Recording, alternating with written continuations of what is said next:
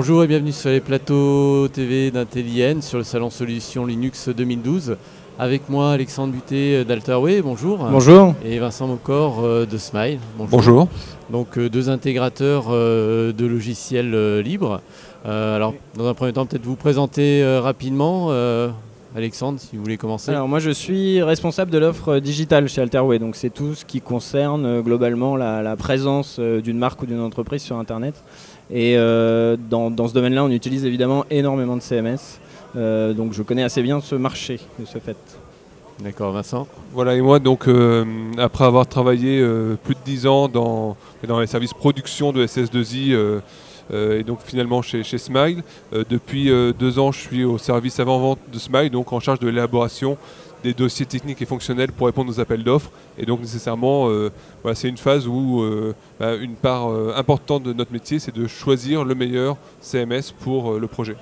Voilà, donc on va essayer un petit peu d'identifier, je dirais justement les critères de choix, enfin les points qu'il faut un peu passer en revue pour pouvoir faire le bon choix, le choix du bon CMS, bon outil de gestion de contenu.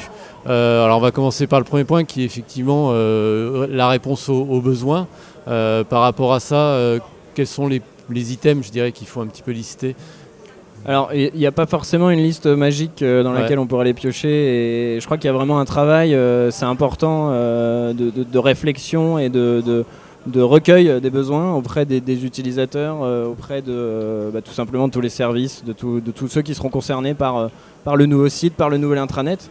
C'est une étape à pas négliger. Après, voilà, l'idée c'est vraiment de savoir qu'est-ce que l'utilisateur veut faire de son produit, de formaliser ça de la manière qui paraît la plus naturelle. On part sur une liste de fonctionnalités classiquement. Je sais pas, je veux pouvoir publier un article avec une image, ça c'est très simple. Je veux pouvoir commenter, après ça peut aller super loin. Je veux créer mon réseau social. Voilà, donc c'est vraiment la première étape, c'est de savoir ce que l'utilisateur veut faire, en s'abstrayant, c'est très important à mon avis, complètement de la solution technique. C'est important d'avoir une démarche vraiment abstraite au départ et de savoir ce qu'on veut faire avant de décider comment le faire. Il faut éviter que les a priori viennent polluer. Un pré-choix entre guillemets. Ce qui pourrait être dommage, surtout quand on s'adresse dans ce cadre-là à des directions métiers qui elles ont vraiment un besoin et à la limite se moquent de l'outil qui sera utilisé. Donc c'est le premier écueil à éviter. Après, sur des axes fonctionnels classiques. Oui. Alors chez Smile, on a un peu une approche de recensement des critères. Donc soit c'est le client qui peut l'exprimer par son cahier des charges, soit on va faire des ateliers pour aider à ces expressions de besoins. Mais alors peut-être on essaie de voir les choses peut-être plus globalement, et c'est vrai que les contraintes techniques, il peut y avoir pour X raisons une DSI qui va imposer telle ou telle technologie. C'est vrai que c'est aussi important à prendre en compte parce que ça peut être un facteur, même si c'est pas essentiel pour le besoin métier. Si c'est un point incontournable, il va bien falloir qu'on le prenne en compte à un moment donné. Donc c'est vrai que nous on essaie de voir tous les critères dans leur globalité, que ce soit des critères techniques ou fonctionnels, et puis après de segmenter entre ceux qui sont cruciaux, c'est-à-dire qu'on ne peut vraiment pas passer à côté. Alors ça peut être un critère technique, mais ça peut être aussi un critère fonctionnel. Si on a un site qui doit être multilingue parce que on s'adresse à une population où il va falloir parler en français, en chinois, en arabe, voilà, que sais-je, c'est un critère qui va être incontournable. Donc il y a un certain nombre de critères incontournables qui vont nous permettre de réduire le champ des possibles sur les choix de CMS, parce qu'il y a des centaines de CMS open source, sans même parler des CMS propriétaires. C'est pas le choix qui manque, oui, voilà. c'est clair. Et donc l'idée c'est déjà à partir de ces critères rédhibitoires, pouvoir restreindre la liste à un maximum de 5 CMS pour pouvoir vraiment se concentrer sur cette analyse de choix. Oui, tout à fait. Ouais. Et donc, une fois qu'on a posé un petit peu toutes ces briques-là, comment on va s'orienter après au milieu de tous ces CMS? On va regarder les fonctionnalités, mais après, au-delà des fonctionnalités, il y a d'autres critères qui vont rentrer en ligne de compte. Est-ce qu'il y a les performances? Oui, au lieu effectivement, en plus de l'aspect purement fonctionnel et des contraintes techniques dont parlait Vincent, qui sont évidemment à prendre en compte et très importantes, on peut peut-être parler de critères plus j'allais dire qui concernent le produit directement et pas forcément le projet qu'on essaye de faire avec le produit. Une fois qu'on a restreint la liste à quelques CMS. Des choses d'ailleurs qu'on oublie, qu'on peut oublier quand on n'est pas familier avec le monde de l'open source, c'est la communauté. C'est vérifier est-ce que la communauté est active, quelle est la pérennité, quel est le cycle de vie du produit, est-ce que les développeurs sont nombreux, est-ce qu'ils committent souvent, quel est comme je l'ai dit, le cycle du release. Et ça en fait, ça impacte directement la pérennité du produit que vous allez choisir. Donc c'est hyper important. Se dire que le CMS que vous avez choisi ne va pas être abandonné dans 1 an ou 2, c'est évidemment pour quelque chose, un produit qui peut avoir des cycles de vie, je sais pas, on peut aller facilement jusqu'à 5 ans avec un site. C'est extrêmement important.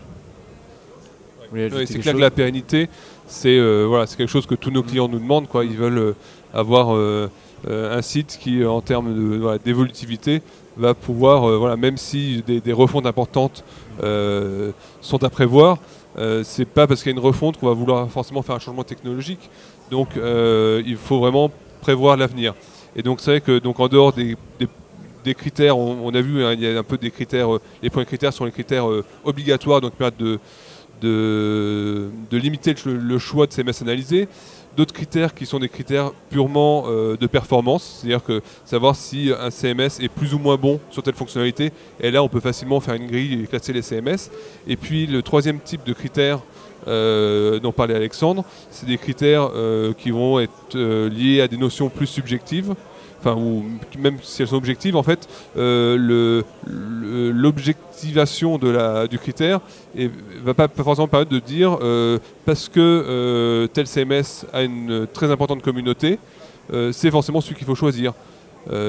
Typiquement, si c'est important pour la personne qui a choisi le CMS de pouvoir aussi un peu participer à la communauté, une communauté qui compte des millions de personnes, ça peut être compliqué. Le ticket d'entrée pour se faire un peu entendre dans la communauté peut être lourd.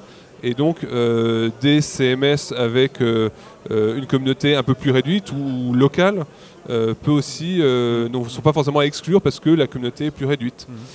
Est-ce que ça veut dire qu'il y a effectivement un distinguo? Alors on parle de communauté, mais il y a aussi des CMS qui sont portés par des éditeurs. Est-ce qu'il y a un choix à privilégier entre communautaire et éditeur? Pas forcément à privilégier, mais en tout cas une question à se poser. C'est vrai que c'est un des critères fondamentaux qu'il faut regarder quand on s'intéresse à CMS. Est-ce qu'il est purement communautaire? Est-ce qu'il est porté par une entreprise? Quel est le modèle de rémunération de l'éditeur? Quelle est sa mainmise sur la roadmap du produit? Est-ce qu'on va être vraiment complètement dépendant d'un éditeur ou est-ce qu'il y a vraiment une ouverture sur la communauté et le produit va pouvoir évoluer, j'allais dire voler de ses propres ailes? Quelque chose de très important dans ce domaine-là, et ce qui est souvent très intéressant d'ailleurs, c'est le support qui est proposé par l'éditeur. Donc ça peut être ça pour le coup un facteur discriminant.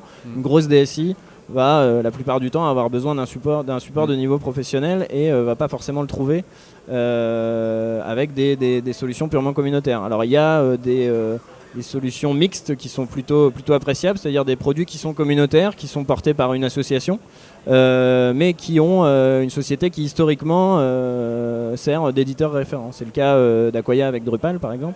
C'est vrai que c'est un modèle qui fonctionne plutôt bien. Après il faut encore une fois se poser la question, poser les critères, les pondérer. Est-ce que c'est bloquant ou pas d'être dépendant ou de bénéficier des services d'un éditeur? Et est-ce que dans ce domaine-là, justement, par rapport aux communautaires, et on parle de support, est-ce que des sociétés comme les vôtres sont à même de faire ce support? Est-ce que c'est envisageable? Oui, alors sur le support, en fait, il y a plusieurs choses. En fait, déjà, il y a le support de réaction rapide, immédiat. Donc ça, c'est quelque chose qu'en tout cas Smile est complètement apte à faire. On peut aller, on fait de l'hébergement et après donc c'est souvent assez lié à un hébergement plus support technique. On peut aller jusqu'à des réactivités en 24/7. Et ça, a priori, nous on considère que c'est plus du ressort de l'intégrateur parce que c'est lui qui connaît bien le projet tel qu'il a été installé.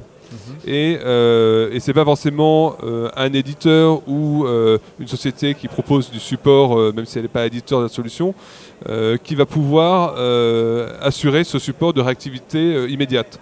Nous on considère que les supports éditeurs sont surtout importants et on les recommande dès lors que le projet a une taille sérieuse, on va dire, parce que ça assure la pérennité à long terme de ce qui est installé. C'est-à-dire que si on va, nous, Smile, corriger un problème qui a été détecté sur le noyau de la solution ou sur un module, parce qu'on peut être amené à le faire, pour être sûr que cette correction soit bien intégrée dans la roadmap générale de l'outil.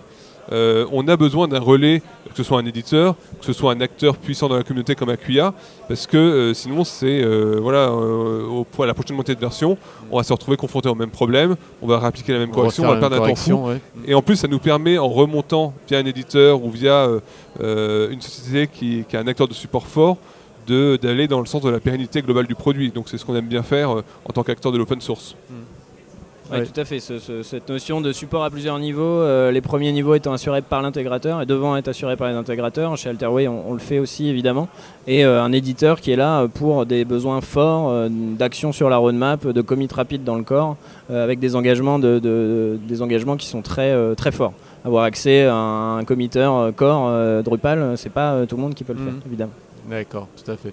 Eh bien, écoutez, je vous remercie beaucoup pour cet éclairage sur les façons de choisir, un CMS open source. Merci beaucoup. Bon salon, bonne continuation. Merci. Merci. Au revoir.